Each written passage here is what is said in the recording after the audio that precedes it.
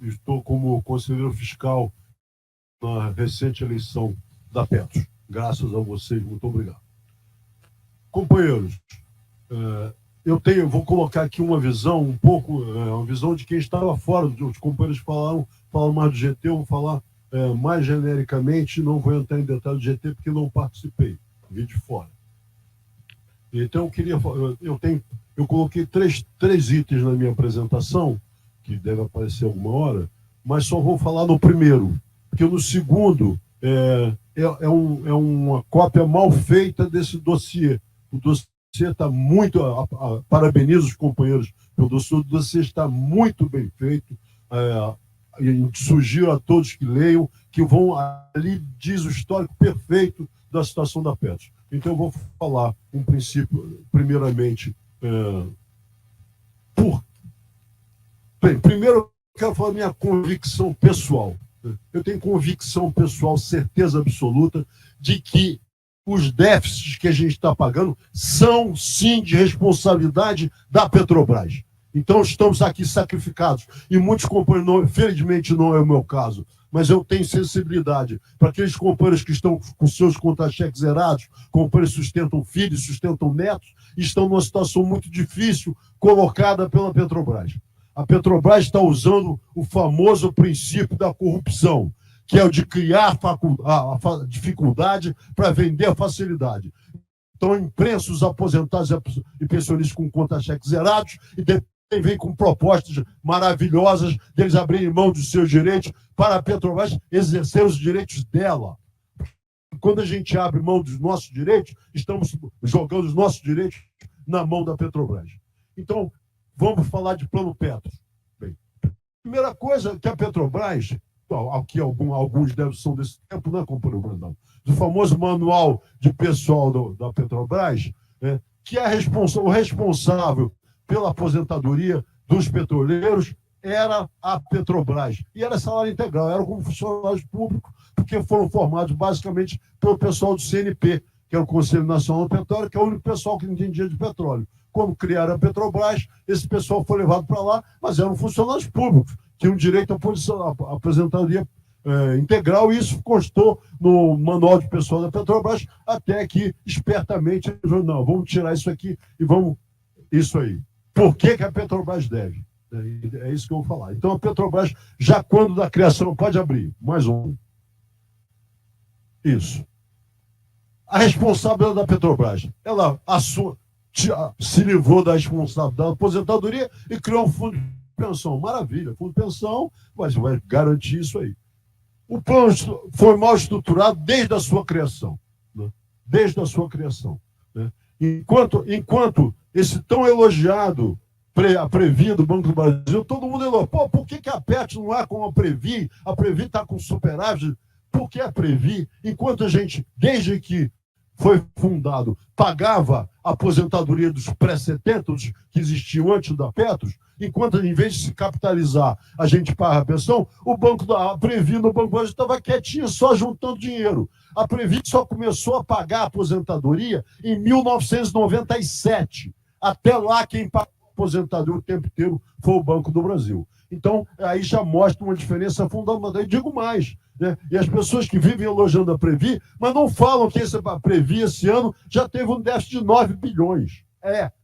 Esse ano a Previ já teve um déficit de 9 bilhões. Eu não estou defendendo aqui, não, eu só estou querendo dizer que não é isso que falo, que a Previ é maravilhosamente administrada e a Petros é pessimamente administrada. Não, a Petros é administrada pelo interesse da Petrobras. Quem manda na Petros é a Petrobras. Sempre indicou todos os seus diretores e os presidentes da Petros. E aqui eu lembro o artigo 37 da Constituição Federal, no seu artigo 6º, que diz que sim, quem coloca um administrador é responsável pelo que ele fizer. E é o caso da Petrobras. A Petrobras, durante o tempo inteiro, quantos diretores, quantos presidentes da Petros a gente já indicou? Nenhum? Nenhum. Porque sempre quem indicou foi a Petrobras. A Petros sempre funcionou como uma filial da Petrobras, com o nosso dinheiro. Porque, como disse o companheiro Rádio Ovaldo, a Petros é nossa. Todo o dinheiro que tem dentro da Petros é nosso, não é de ninguém. A Petrobras que tem lá é dívida com a gente. Então, daí vem. Tem mais. Ela também tem o qualidade. Minerva no Conselho Deliberativo, que é a instância máxima da fundação. Então, por exemplo, o que acontece com esse voto de qualidade? Por exemplo, o investimento em Norte Energia, o famoso Belo Monte, não é, Guinelson? Cadê o Guinelson que brigou com os índios lá contra o Belo Monte?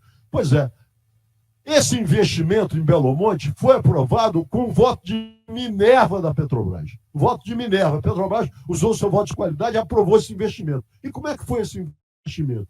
Esse investimento a gente já botou até hoje 1,5 bilhão. Deveríamos ter, pelo rendimento dele, 3,5 e ele 400 milhões. E ninguém quer comprar.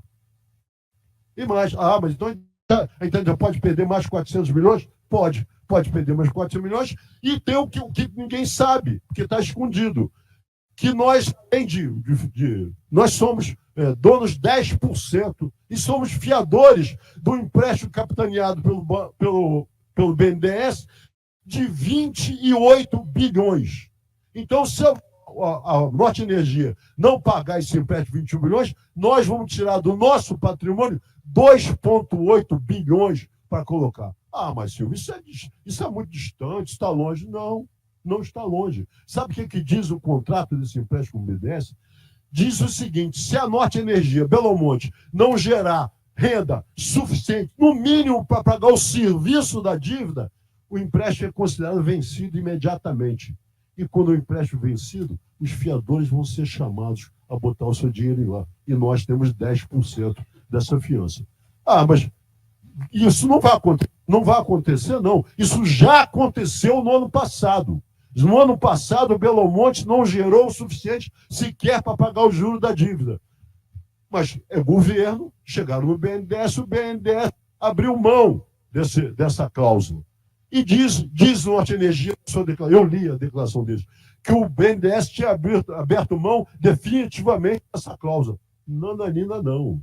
Está muito claro o documento do BNDES. O BNDES abriu mão por 12 meses. Então a gente ganhou um refresco de 12 meses. Se em 12 meses, de novo, Belo Monte não gerar nem o serviço da dívida, se podemos sim ser chamados a botar ainda mais 2,8 bilhões lá. E responsabilidade de quem? Quem usou o voto de Minerva como Bruno. Porque os trabalhadores contra. Os trabalhadores dizem, não querem botar o dinheiro nessa espelunca. Mas o voto de Minerva forçou. Então, daí a gente começa a ver toda a responsabilidade da Petrobras. Então, temos hoje a situação que estamos. Contra-cheques de aposentados e pensionistas zerados, uma dívida fabulosa que monta a 42 bilhões. 42 bilhões é o que já está contabilizado, porque temos mais. Né? Nós já temos provisionado para a perda judicial em torno de 3 bilhões, mas isso é a parte financeira das ações judiciais. Depois que essa ação for executada, quando ela é executada, aí faz o cálculo para frente.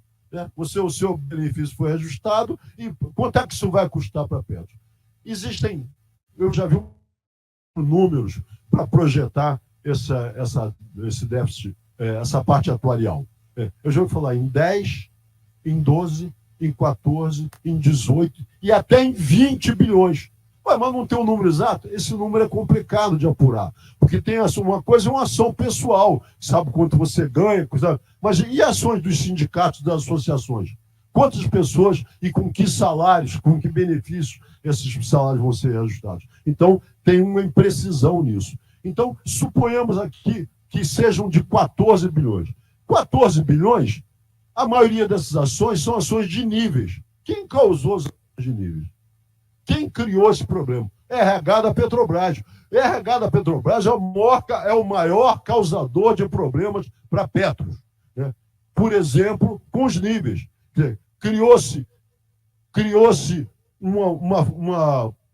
digamos assim, um artifício que é RMNR para simplesmente não dar reajuste na tabela salarial, porque na tabela salarial, imediatamente, tinha que reverter para os benefícios. Para não fazer isso, a Petrobras arrumou um jeitinho, arrumou a NR. Primeiro foram os níveis. Né? Em vez de dar aumento real, que a categoria da ativa ele dava um nível. Mas só que a justiça viu, nível para todo mundo, isso não é mérito. Isso é reajuste disfarçado. E começou a dar ganho de causa. E são essa a maioria das ações que estão lá, que ainda podem gerar um prejuízo de mais 14 bilhões. Desses 14, 7 são da Petrobras. O que a Petrobras está querendo fazer? A Petrobras quer, muito espertamente, ela é uma empresa, está olhando o interesse dela, o interesse comercial dela, o interesse de mercado, ela quer se livrar dessa responsabilidade. E aqui eu lembro os companheiros. Cada vez que a gente abre mão dos nossos direitos e facilita, aumenta os direitos da Petrobras, a gente está facilitando a sua privatização, companheiro. Porque ninguém quer comprar uma empresa que tem um débito de 40, 50 bilhões com o seu fundo de pensão. Então, se a gente abre mão, a gente não luta pelo nosso direito, a gente ainda indiretamente está facilitando a privatização da Petrobras. Então, companheiros, eu quero dizer o seguinte: eu entendo perfeitamente a situação das pessoas que estão sufocadas, mas isso não pode fazer com que a gente jogue todo o nosso patrimônio no lixo. Por que a gente abre mão? A gente tem uma cláusula e num plano de benefício que é a paridade da contribuição. Então, qualquer déficit que tenha, em qualquer época, na pior das hipóteses, ele é dividido com os patrocinadores. Na pior, porque na melhor a gente sabe que a maioria das dívidas é da Petrobras. Então, o que a Petrobras quer? Primeira coisa que a Petrobras falou no CD, no plano, no GT. Não coloca o dinheiro nesse plano. Primeira coisa. Então, não coloca. Então, esse dinheiro, esse plano nosso não vai receber nenhum centavo. Eu boto num plano CD. Por que ele bota um plano CD? Porque no plano CD a gente está sozinho por nossa conta. Acabou, déficit amanhã, plano corrigido. O CD não tem déficit. O plano CD tem diminuição de benefício imediatamente. Não é, ele não é de benefício vitalício. É benefício pelo que tiver na sua caixinha lá. Então, a gente... Claro que a Petrobras quer se livrar dessa responsabilidade. Então, ela quer um plano CD. E a gente não. Eu não quero abrir mão do meu direito, que eu tenho um direito. Eu tenho um direito. Eu sei disso. A gente fez um contrato quando entrou na Petrobras e esse contrato tem que ser validado, tem que ser cumprido. E a gente cumpriu a nossa parte. Quem aqui, em 20, 30, 40 anos de trabalho, deixou de pagar alguma contribuição da Petrobras? Nenhuma, porque eles contratam contra-cheque. Então, o nosso lado a gente fez. E a Petrobras fez a parte dela? Não, eu acho que não fez. Pelas interferências que fez diretamente, por exemplo, como foi no investimento em Belo Monte, como indiretamente através das manobras que o RH faz e que estouram na mão da Petros. Agora, a Petros, cabe sim, presidente Henrique, cabe a Petros entrar com ações de regresso contra a Petrobras. Temos que entrar com essas ações. Porque se esses níveis todos estão sendo ganhos na justiça, tem que descobrir quem foi o responsável para criar isso. Isso não saiu nada. Esses níveis, por quê? Porque a Petrobras usou uma manobra. Para o quê? Para dar rasteira nos aposentados e nos pensionistas. Essa foi a questão. Né? A gente tomou rasteira da Petrobras, né, em todo o acordo coletivo. Esse ano mesmo a gente viu isso. Foi dado 1% real para o pessoal da ativa e não foi repassado. Por quê? Porque colocou na RMR. Ora, gente, se fosse fácil assim, então todo o contrato a gente podia rasgar. Porque a gente vê um contrato, a gente dá um jeitinho para não cumprir. E é um absurdo uma empresa como a Petrobras, como foi falado aqui pelo companheiro Vinícius, que gera bilhões para os acionistas privados, e digo aqui, a Petrobras não foi criada para isso. A Petrobras foi criada para garantir a energia para o país ao menor custo possível, e não o máximo. Como é que pode um país que tem um salário de R$ 1.400, miserável de R$ 1.400, pagar combustível, gasolina, gás de cozinha a preço internacional? Então, nivele os nossos salários aos salários mínimos internacionais. Aí a gente pode começar a conversar, mas do jeito que está, não dá. Então, se a Petrobras, e a gente sabe disso, e o pessoal da Ativa é capaz de confirmar isso, se a gente produz um barril de óleo extraído, incluindo as instalações, o custo das instalações, por menos de $20, como é que a gente vai vender isso para a população a 80, 100 dólares um barril desse? Não pode, gente. Se quiser exportar esse preço, perfeito. Exporte é o preço de exportação, não há problema. Mas internamente, pelo contrário, a Petrobras tem que servir a quem é seu dono. Quem é seu dono? Somos nós. Mas hoje nós temos só o controle, porque a maioria do capital está na mão privada. A maioria desses dividendos fabulosos vão para mãos privadas. E é isso, companheiro. A gente tem que lutar pelo nosso direito. O Vinícius falou muito bem aqui. Tá. O Vinícius falou aqui, a gente está num movimento, a gente teve o GT não foi bem sucedido, apesar de ter dado frutos, não foi bem sucedido, não chegamos a uma solução, mas de qualquer maneira é um caminho. O próximo agora é a nossa ocupação, não é uma ocupação ainda, mas é uma vigília à porta da Petrobras, e é daí para frente, companheiros. E é isso que a gente tem que fazer. Fazer o que sempre fizemos, porque esses direitos que a gente tem, nenhum caiu do céu. Foram todos conquistados na luta, nas greves, com demissão, com morte de pessoas. E é isso que a gente vai voltar a fazer. Vamos fazer movimentação, vamos fazer pressão, mostrar que a gente tem consciência do nosso direito. E isso eu acho muito importante, porque às vezes eu sinto que pessoas não têm consciência do direito. As pessoas acham que isso é um favor. Não, não é favor nenhum. A gente está lutando aqui pelo nosso direito. E eu, como ativista sindical, não existe hipótese de eu abrir mão de direito. Eu luto para manter e conquistar mais de abrir mão, não contem comigo. Então, como eu digo sempre, eu sou pelo unidade. Claro, unidade para lutar, unidade para entregar, contem comigo. E é isso. É vigília, é pressão na direção da Petrobras. E não basta só a direção da Petrobras. Gente, 18ª vara civil do Rio de Janeiro. Essa bendita ação, a CP da 18ª vara. Tem 23 anos. Não tem sequer uma decisão de primeira instância. O que significa isso? Para mim é muito claro. Isso significa que a Petrobras não tem razão. Alguém aqui é ingênuo o suficiente para achar que uma ação em que a Petrobras tivesse razão ia levar 23 anos para ter decisão de primeira instância? Claro que não, pô. Não decide, porque vai decidir contra a Petrobras. E não tem peito, pessoal, para não dizer uma palavra mais grosseira, não tem peito para bancar a Petrobras. Mas nós temos.